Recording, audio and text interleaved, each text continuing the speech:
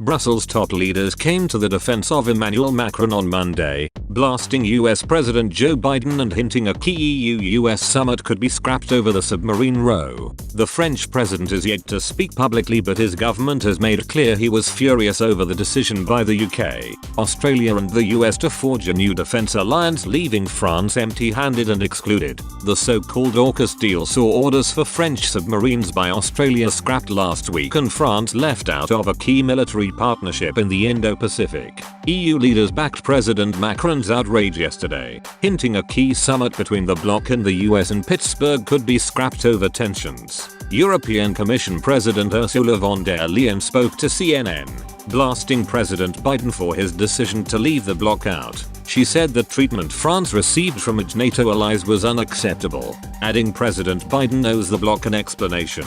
She said, "There are a lot of open questions that have to be answered. One of our member states has been treated in a way that is not acceptable, so we want to know what happened and why, and therefore you first clarify that before you keep going with business as usual." EU leaders are expected to meet US officials for Trade and Technology Council in Pittsburgh next week. A commission statement read, "A date next week had been fixed for the first meeting of the TTC, Trade and Tech Council. We are analyzing the impact that the AUKUS announcement would have on this schedule." European Council President Charles Michel also told reporters in New York that the Biden administration has failed so far to demonstrate it differs from Donald Trump's hostile approach against the EU. He said, "With the new Joe Biden administration, America is back. What does it mean America is back? Is America back in America or somewhere else? We don't know," he added. "The elementary principles for an alliance are loyalty and transparency.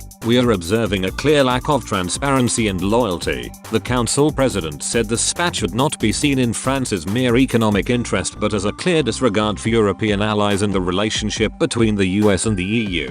He continued, "Obama with charisma, very polished, took important decisions in Syria with negative consequences for Europe, and we could observe also a lack of coordination, of consultation between the United States and European governments. At least with Donald Trump it was very clear that he was not in favor of the European integration, that for him Europe doesn't matter, but it was clear," referring to Biden's decision to withdraw troops from Afghanistan.